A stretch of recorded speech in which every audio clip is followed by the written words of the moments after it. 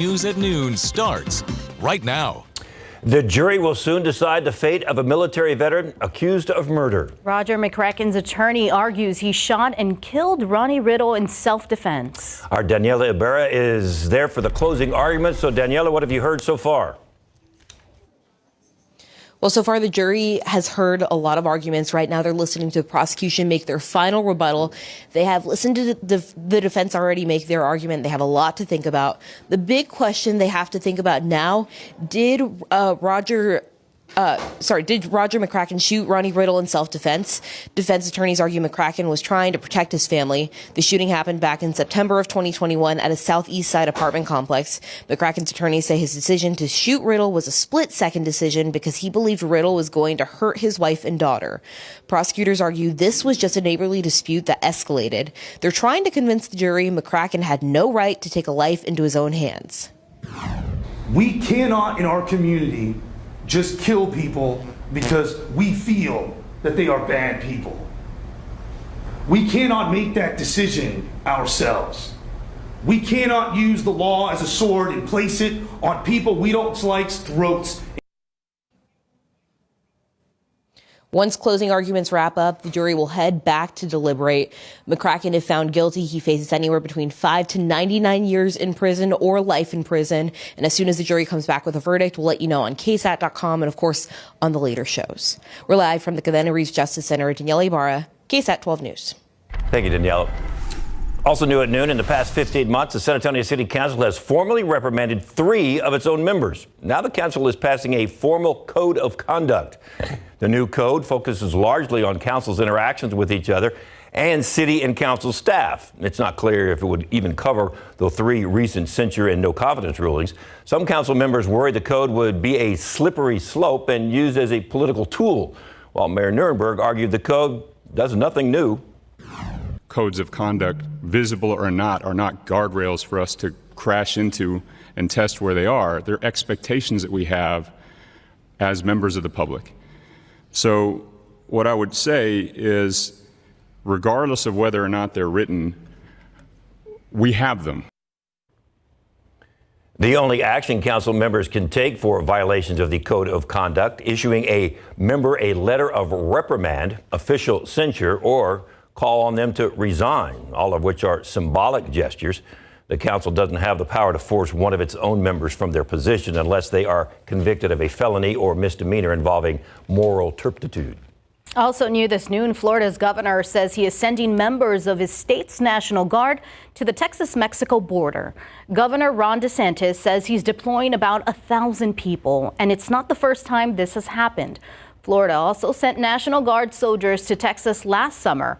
DeSantis says the goal is to help with border security efforts. This comes as Governor Greg Abbott and 14 other Republican governors plan to hold a press conference in Eagle Pass this weekend, talking about border security. Outside with live cam, another beautiful day. The days get a little bit longer and the temperature get a little bit higher every day, seems like. It's been a warm week. No, we ended January on a warm note. We'll start February on a warm note. And yes, it is already February. Hard to believe. Beautiful shot outside. Let's talk about February real quick before we get to the details of tomorrow and this weekend. We start off the month with an average high of 65, average low of 43. We end the month with an average high of 70 and an average low of 48. So it does warm up in the month of February, climatologically speaking, but it is one of those wild months where we can see just about anything. We've had a record low of 4. That was back in 1899, and we've been as hot as 100 on February 21st, 1996. So a wide range of temperatures. We can see that in the month of February. Not today, though. Pretty average. Temperatures around 70 this afternoon, 70 at 3 o'clock, 70 at 4 p.m., and then dipping down into the 60s this evening. Another beautiful day. But our changes arrive tomorrow. We'll start off the day with some fog on your Friday. That could affect the morning commute. Visibility will be down in many spots. But the bigger story, storms. We're expecting maybe some strong storms as we get into Friday afternoon and Friday evening and going into about sunrise Saturday. Then we'll get some windy conditions over the weekend. In fact, I think on Sunday we could see some gusts to 45 miles per hour. So a lot to talk about. We're going to look at that threat for severe weather, what we can expect, and we'll also look at the weekend forecast for you too, coming up here in just a few minutes. Thank you, Justin. Starting today, you can expect your energy bill to go up. CPS's planned rate hike of 4.25% officially goes into effect today. That means you can expect to see an average increase of just over $4 added to your monthly statement. The utility says that money is going to go towards improving infrastructure and for city expansion. After a teen's Lego set was taken by a porch pirate last year, she decided to turn around the situation and give back to local students. This morning, she proved that with determination and passion, you can piece things back together. It's educational, it's fun. 14-year-old Leah Hernandez turned a bad experience Over 300. into a positive project. I feel really good about this. The teen surprising Briscoe Elementary School students with Legos this morning. I didn't think it would come to this extent. KSAT first told you about Leah's story last year. Cameras catching a person walking up to Leah's home, grabbing the Lego package and taking off with it. The teen with a passion for Legos decided to collect donations to give back to other kids. And with support from family and the community, today was possible. We're just really excited to thank Essential Safe, SAPD, for helping to get all of these donations together, the Texas Diaper Bank, and then also American Indians in Texas. This is really important to Leah. She started with Legos in first grade, and now she's on track to being an aerospace engineer and has dreams of going to MIT one day. Leah hopes to continue and provide more kits to students throughout the city. I want them to take that it's okay to make mistakes when learning anything, because that's how you learn. That's how you learn. Hey, the Cowboys are learning that they're going to need a new defensive coordinator. Details are coming up in sports. And there's always a lot happening around town, and February is no different. However, you will notice plenty of events honoring Black History Month. After the break, a look at some of the ways you can enjoy.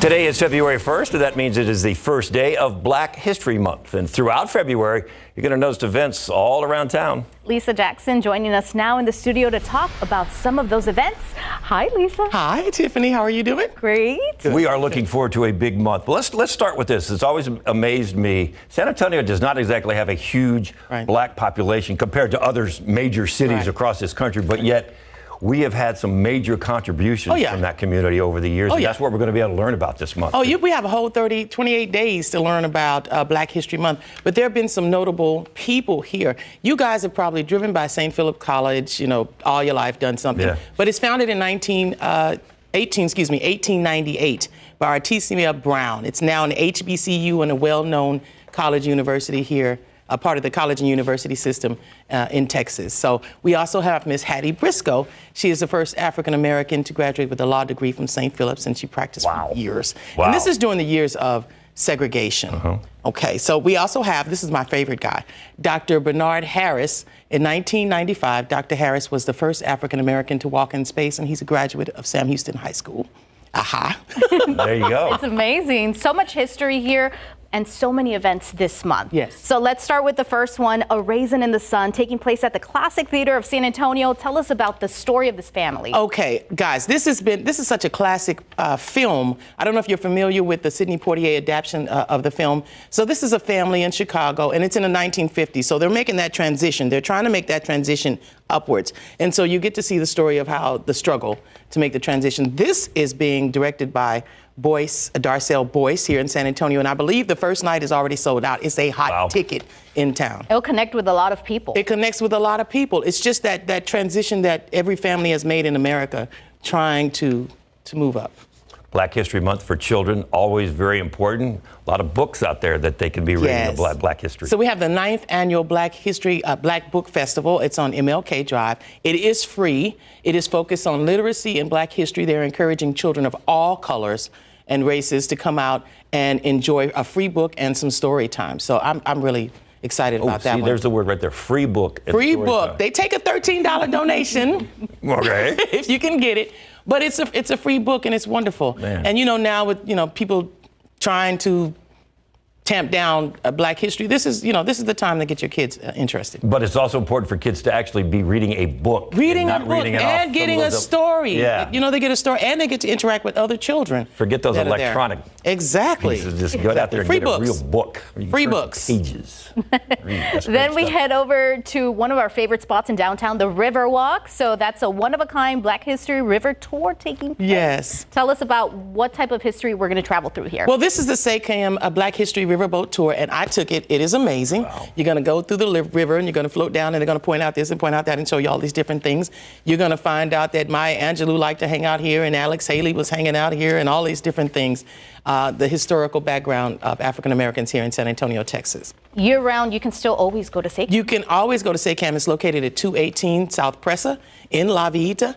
And SACAM just bought the Crest building, so we will have the largest African American museum in the South.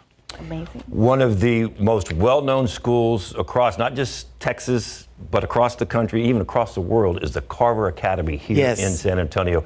That has been such an important role for David Robinson to take, and it's been such an important role for every community in San Antonio, but especially the Black community. Especially the Black community. Yeah. David Robinson has been an institution in the Black community here in San Antonio, donating his time, donating his money, donating his influence, and so many good things have come through the Carver. So many different plays, so many different people. It's one of the institutions on San Antonio's east side. And it's one that's going to be there for a long time. It's going to be there for a long time. It's been fun to watch the kids get in and then graduate and go on to bigger and better things. It's going to be there for a long time. We appreciate everything that David Robinson has done. What are you looking forward to the most? I want to see a Raisin in the Sun. Okay. Because I've taken the SACAM tour and I've done that thing. Oh, we forgot about the Carver. Yeah, the is library. having the breakfast. Yeah. Okay. Okay, so this goes back to what you were talking about, David, in the beginning. East Houston Street ran from the deep east side all the way up into downtown, and it was full of shops and barber shops and grocery stores, and the east side was viable because, remember, we had segregation. So everything you needed, you had to get from your community. So Dr. Gentry will be presenting a presentation based on that, the commerce and the economic standing of African Americans in San Antonio up until the 70s. Wow. Very good. See? What great history in San Antonio from this community, and what a great way to learn it through the entire month. The whole month. Of February. So looking forward to that. So there's something going on just about every day. Every month. And I'll be back next week and week after next to give us an update of what's going on. All of these events are happening between the 8th and the 10th. And so we'll go on each week to give I'm going to put you on the spot. Is there a website that we can go and find out all the scheduled events? No, there are various websites. You can go to visitsa.com, and you can go to sacam.org, or you can go. There are all kind of different ways to find out what you're looking for. They didn't put it in one spot.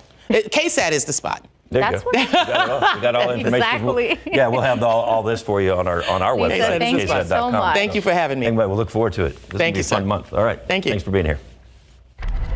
All right, Outside with Live Cam. We need a good month for Black History Month. We need some great weather. Well, what I can tell you is we're going to get a little bit of a chance of rain Friday night, but then we are going to get some great weather going into the weekend and next week. So it's been timing out well for us so far, this rainfall. The aquifer, it is down half a foot today to 645.2, so it's going in the wrong direction. But again, we may add to that with some rain coming up tomorrow night. In your pollen count, down Cedar is moderate. Jump back up today to 160, Mulder low at 250. We're going to talk about those storms that may affect us tomorrow night. Coming up.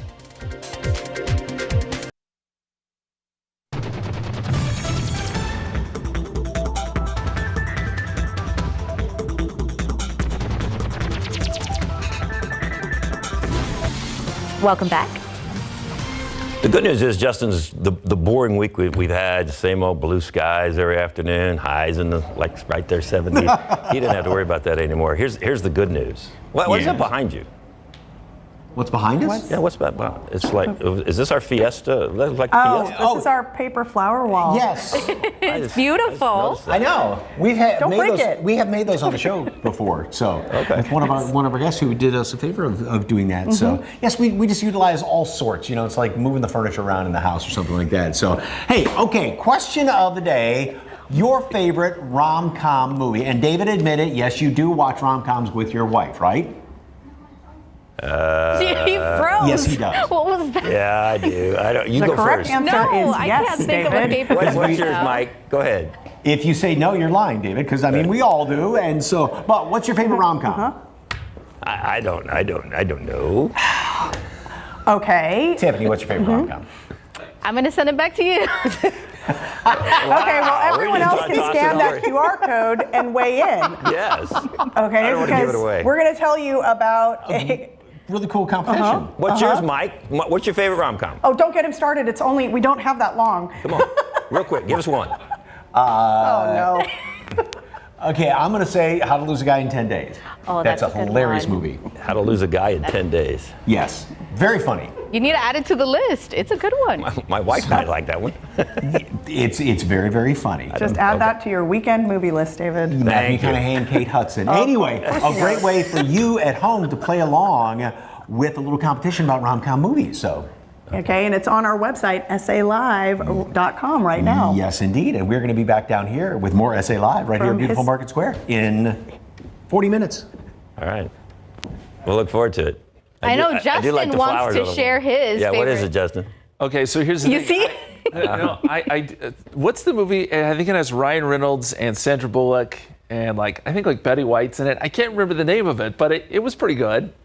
Someone help me out here. Email me with the name of this movie. Okay, yeah, I know someone remembers what I'm talking about. They go to Alaska or something. I don't know. Anyway, I don't know.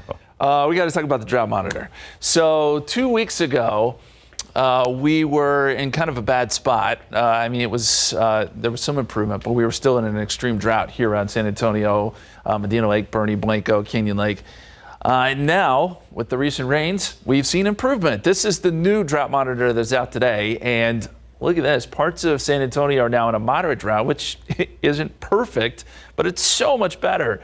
We do still have extreme drought for parts of the hill country, so we're not out of the woods yet. But we are going to get some more rain coming up tomorrow night, so we may get to cut into this even more, which would be amazing. Right now, partly cloudy skies. Beautiful shot over the airport. It feels good out there. 68, 70 New Braunfels, 70 in Seguin, 64 Bernie, 63 in Kerrville. In our forecast today, we'll call it partly cloudy, 70 at 3 o'clock, 70 at 4 p.m. That's our high, and then partly cloudy as we go into tonight. Now, clouds will fill in overnight, and by tomorrow morning, you'll feel moisture back in the atmosphere, and you'll probably see some fog. We'll talk about that in just a second, but why we're starting to get this change in the weather?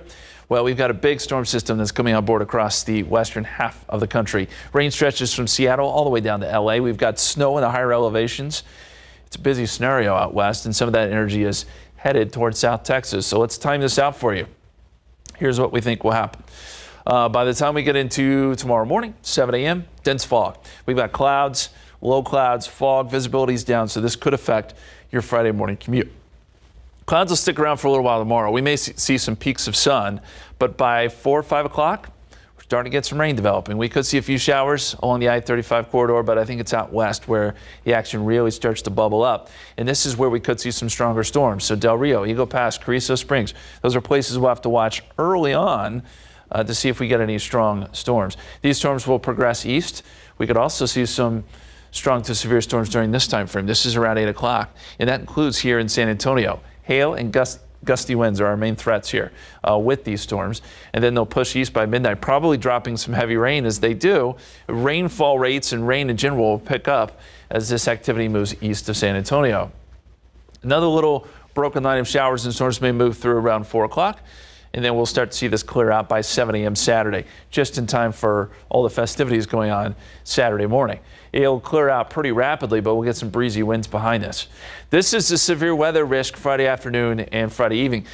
The Storm Prediction Center has now included us in a level 2 versus a level 1 if you were watching this morning. So on a scale of 1 to 5, this is a 2, a little bit elevated, but this does include San Antonio, Gonzales, Uvalde, Leakey, much of our area. And again, our main risks here are going to be hail and gusty winds. I've put hail at the top of our list, but winds with some of these stronger storms certainly possible. And while I don't expect widespread flooding, there could be some localized flooding in areas that get heavy rain. The tornado threat is low, but we can't completely rule that out. That's not one of our main concerns, though. How much rainfall? Well, we're thinking half an inch to an inch. Localized spots could see more than that. And if you're east of town, you're going to get more rain, 1 to 2 inches potentially, lower numbers off to the west. But I think everyone at least has the potential to see something tomorrow, and that is fantastic. 70 Friday, 72 Saturday. That's behind the system, clearing, but a little breezy. Sunday, very windy. We could see gusts to 45 miles per hour. 69 on Sunday, and then it clears out pretty nicely next week. We'll see some good weather. We're going to talk more about those gusty winds, what it can mean for our fire danger across the area. That's coming up at 12:30, guys. A lot of changes. Thank you, Justin. Yep. Some interesting changes for high schools. Hear from a coach on how some new opponents are going to be coming his way. In Class 6A, UIL made their alignments today. And the Spurs blow a lead, make a comeback, but no magical win. Coming up next.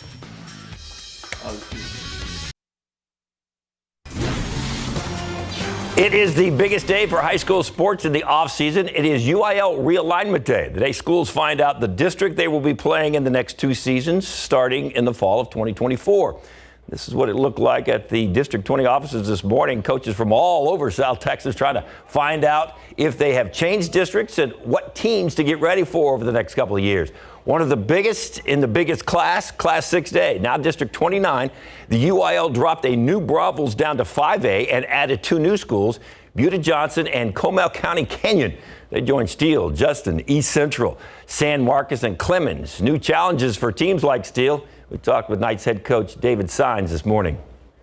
It's going to be a tough district like it always is. Buda Johnson is a young school that just opened, and they're building a pretty powerful program. And then you got Canyon coming back in from Comal, so it's always going to be a battle when you play those guys.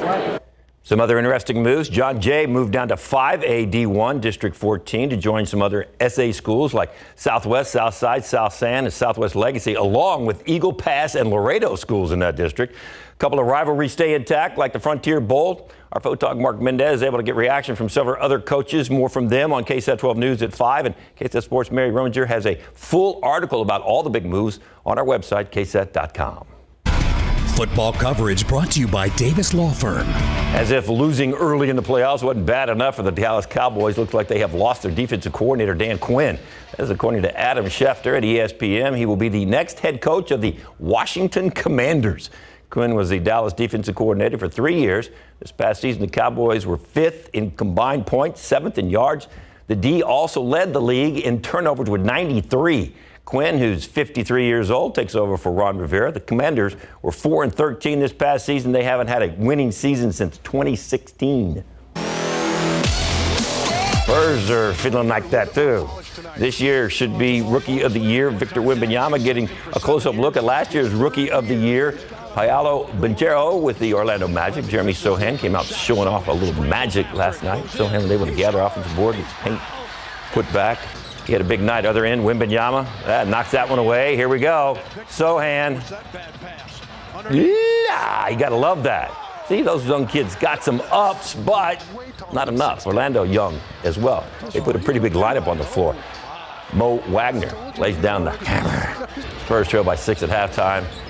Got down after that by as many as 25. San Antonio pieced together a huge 21-2 run in the fourth quarter. Blake Wesley with the pickpocketed dunk, but the comeback a day late and a dollar short. Spurs now 2-3 on the current homestand. So here's your final score. Orlando over the Spurs, 108-98. So the comeback came up short. Their defense put us in a hole. They really picked up their defense there in the third quarter.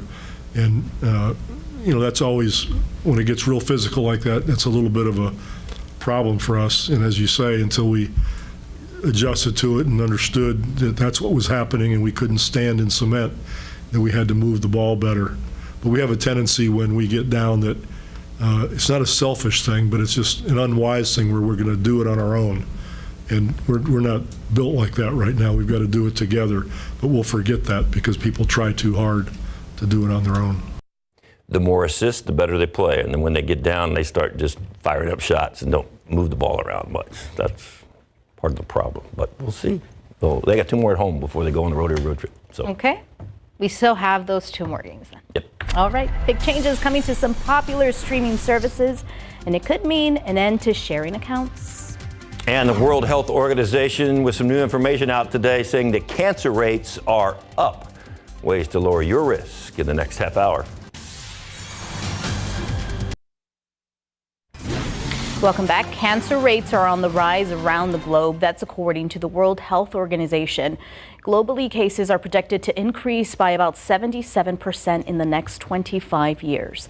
Lung cancer, along with breast, prostate, stomach, and colorectal, are the top 5 cancers worldwide, believed to be responsible for about 50% of new cases. Overall, living a healthy lifestyle may help lower your risk. About 40% or more of cancer cases are thought to be preventable by certain factors: eating a healthy diet, staying physically active, keeping your weight in a healthy range, not smoking, limiting alcohol consumption. WHO officials are also calling for better health care around the world. The World Health Organization says we'll likely see a 142% increase in cancer cases by 2050 in countries that have the fewest resources to manage this current cancer burden.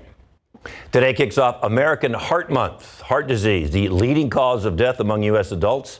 But heart problems affect children and teens, too, and may be more common than you think. CNN's Mandy Gaither has more on pediatric heart conditions and the signs for which parents should be watching out for.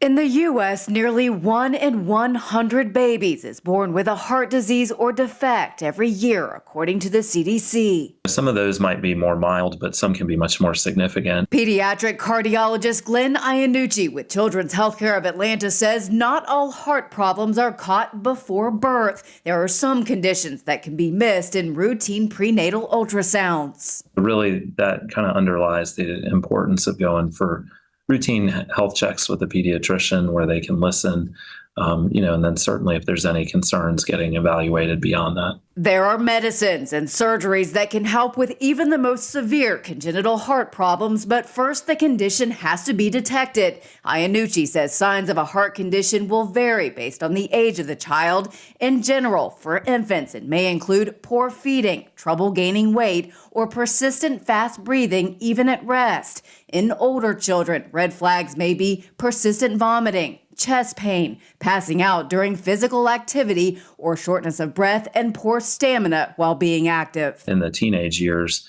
a lot of times we're thinking a little bit more about acquired heart conditions in that setting. Some congenital heart defects may have gone unnoticed until that time. Iannucci says once a problem is identified, lifestyle changes may also help. Perhaps, we don't want you playing really aggressive sports, but these are things that you can do that can help to keep you healthy without putting you at risk. For Health Minute, I'm Mandy Gaither.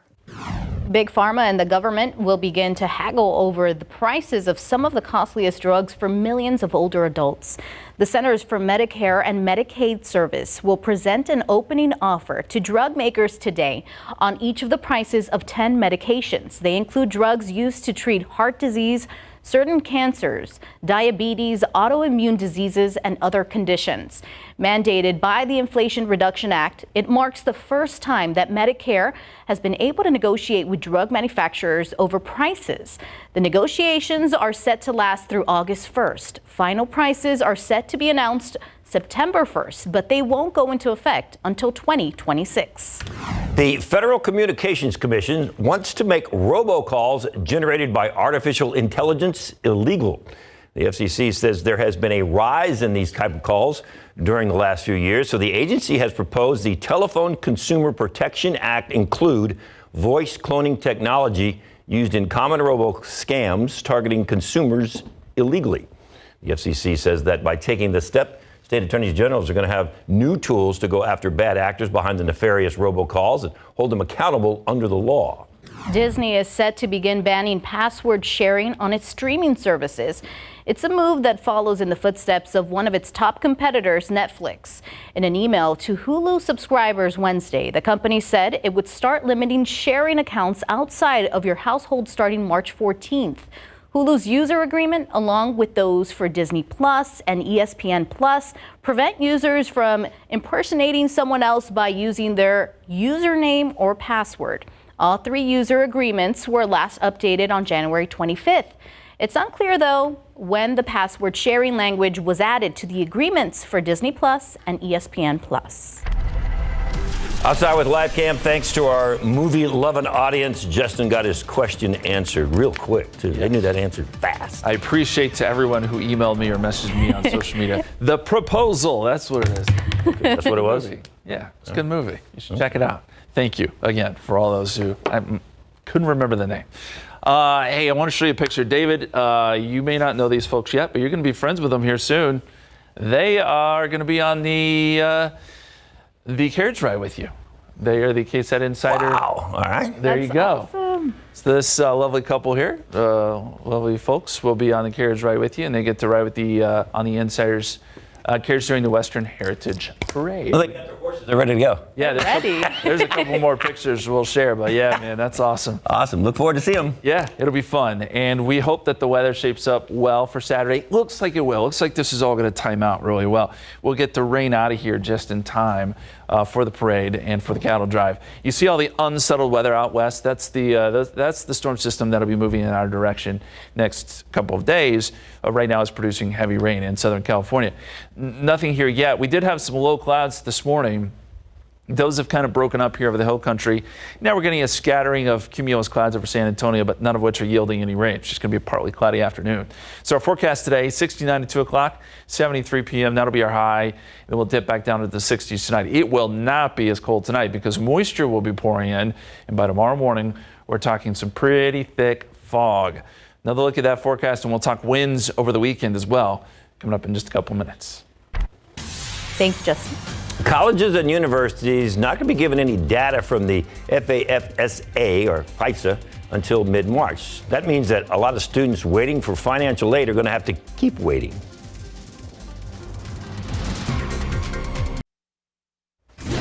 Welcome back. Financial aid packages for students are now delayed. Colleges were supposed to start receiving student data from the free application for federal student aid, or FAFSA, yesterday. Now that won't happen until mid-March. Avery Everett spoke to local schools about how that will affect students waiting for financial aid. This shortened the timeline and can make it a bit more tight for students and families to make a decision on where to go to college in the fall. A new version of the financial aid application that's used by college students nationwide is now facing delays. We're going to be in a bit of a holding pattern. Just this week, the Department of Education announced that U.S. colleges and universities would not be given any data from the free application for federal student aid, or FAFSA, until mid-March. They didn't give an exact date. Schools across San Antonio tell us they were supposed to start receiving that data today. A lot of students are going to get aid packages later than they're typically used to. But delays have become a norm for the new FAFSA launch. It's not simply changing a table. You know, it's a complete rewrite and a complete redesign of the system. In 2020, Congress mandated a new simplified FAFSA form. There's always been a complaint that it was too difficult. Typically, students can start filling out that FAFSA in the fall, but the new streamlined application only soft launched a month ago. There's a whole list of glitches that have happened. And advisors tell us the rollout was rocky. That includes reports of identification problems and long waiting rooms. Now that the application is available 24/7, advisors say it's becoming more accessible. More students are going to be qualifying for free aid to then help them pay to go to school. Schools across San Antonio agree. They just say it's being bogged down by a new system. And there's still the question of when families will receive financial aid packages so they can start to plan for the new school year. I'm hopeful for April for students and families, but a lot of that is going to be dependent on what does mid-March mean. Avery Everett, KSAT 12 News. Outside with Live Cam, you were talking at 9 o'clock about how February is just kind of a crazy month. I mean, we can go anywhere from below freezing all the way up to 100 degrees, and this is perfect right here. Just this is nice. Yeah, we'll take this. We remember what happened in February 2021, right? I mean, we really can't see a wide range of weather in February. We had tornadoes several years ago. Right now, we're kind of right in the sweet spot. 68 here in San Antonio so far. We'll be up a little bit above average today in the 70s. Low this morning, 47. Records are 85 and 15, so that shows you that spread. We are going to get more spring-like weather, though, next couple of days. That includes some thunderstorms. Another look at that forecast, and we'll talk about some gusty winds, too, coming up. All right, so we are just a couple of days away from the cattle drive downtown. If you've never seen longhorns and steers and all kinds of animals just roaming the streets of downtown of your city, then you need to be down there. And the question is, what's the weather going to be like? Yeah, a lot of people are going to be downtown. Yeah, it's always a busy time. A lot of times we've had cold weather, right? For this, it won't be necessarily cold this go around. We'll have some rain move through. It actually will be pretty nice if everything times out the way it's looking. That's honestly pretty good news. And David, you're going to be riding along with some folks. We will be with the KSAT insiders on a wagon riding down the parade. That should be fun. That's going to be a good time. Had a good time last year. It'll be even better this year. Yeah, and so the way that works, if you're a KSAT insider, you can be put in the drawing to ride in the carriage during the Western Heritage Parade and Cattle Drive. Here's one of the winners. We got this in on KSAT Connect. We don't have a name, but she looks excited. Yeah. Hanging out with you, David, in the carriage. It'll be fun. Is that a horse she has too? So we got 3 horses now heading down there. So we're not going to have any problem making it around the parade route. Yeah. At least people bring their horse. That's right. It'll be good fun. We look forward to that on Saturday. In the meantime, we're going to get some good weather today. It's tomorrow that we're kind of focusing on when it comes to that chance for rain and storms. 68 right now. Dew point is at 57. That number is on the rise, thanks to a southerly breeze at about 10 miles per hour. So that's bringing in the moisture, and that's what's going to provide us with that chance of rain coming up tomorrow. High temperatures today, right around 70. Partly cloudy skies, can't complain about that. It's been a great week. But here's the forecast going forward. So as we get into tomorrow morning, I'll warn you, we'll get some fog to develop. So visibility will be low as you head off to work and school tomorrow. And then clouds will stick around for a little while, and then it's around dinner time that we start to see some of these storms erupting, especially out west. We'll see a few showers here along the I-35 corridor around 5 o'clock, but it's out west where these storms will initially kind of take shape. And these storms could pack a punch. We could see a couple strong storms mixed in here. And as those storms progress east towards San Antonio, say around 8, 9 o'clock, these storms, too, could also be strong. So that's why we want to watch this. And if you have Friday evening plans, check back with us. Check that KSAT weather app because we'll be updating it often. And we'll let you know if anything rolls through that we need to warn you about. By midnight, a lot of the storms will be pushing east, and this will produce some heavy rain for our eastern counties. And then I think we'll get another brief kind of broken line of showers and storms early Friday morning. But all of this is probably out of here by 7 o'clock. So that's why I think things look good for Saturday. And we should get some rapid clearing behind this. Skies will go clear. We'll get some breezy winds on Saturday, but it's not until Sunday that winds really pick up. Here's the severe weather risk for our area coming up tomorrow. And the Storm Prediction Center has kind of upped this area to a scattered risk. So on a scale of 1 to 5, this is about a 2. And they've just did that here within the last couple of hours. And we think that hail and gusty winds are going to be the main threats here. I put hail at the top of the list, and then winds, so with some of these thunderstorms, could be quite strong. And then there is a small threat of flooding, although I think it's localized. So mainly, just where we get some of the heavier pockets of rain, not widespread, and the tornado risk is low. So that's good. Now let's talk winds. This is looking at Saturday into Sunday. So Saturday at 5 o'clock, we'll still have some breezy winds, 20 to 25. But by the time we get into Sunday morning, we could see some gusts 40 to 45 miles per hour. So Sunday is going to be a windy day, especially first half of the day. Any loose items in the backyard, anything like that, you're going to want to secure them because it's another one of those wind events where stuff could just blow right down the street, including your trash can. We've also got to think about the risk for fire here. Dry grasses and vegetation, especially out west, places that haven't seen a lot of rain, will have low humidity by Saturday, and with those gusts 40 to 45, the fire threat I think is going to be pretty high on Sunday. That is another variable we're watching throughout this forecast. So 70 Friday, 72 Saturday. You'll notice it's not really a cool down on Saturday at all. Maybe a little bit of one Sunday.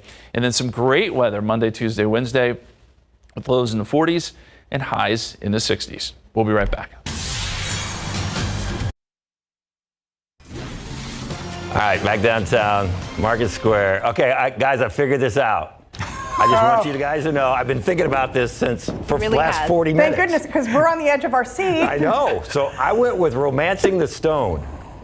Okay. Michael Douglas. Okay. Oh, they I like that one. Kathleen Turner. All right, good. That's a good movie. Yeah, like that one. Okay. The proposal's still a good how one. long to come up with How much did you help him with his answer, Tiffany? So thank you for We helping had to him. define a few words here and there. Hey, I'll tell you what, if you're looking for something to do and you don't want to watch a movie this weekend, come down here to Market Square because it's Western weekend all down here and the Vaquero Cook-Off. Oh, yes. And take a look at everything we've got here. And you know what's in this box? This is the big winning buckle. What the grand champion is going to be getting right here. Custom made. It is absolutely gorgeous. We've had a little bit of a sneak peek, you know. A lot of other folks, a lot of volunteers for this, a lot of folks are helping out, and that's where Jen is right now, too. Hey there, Jen.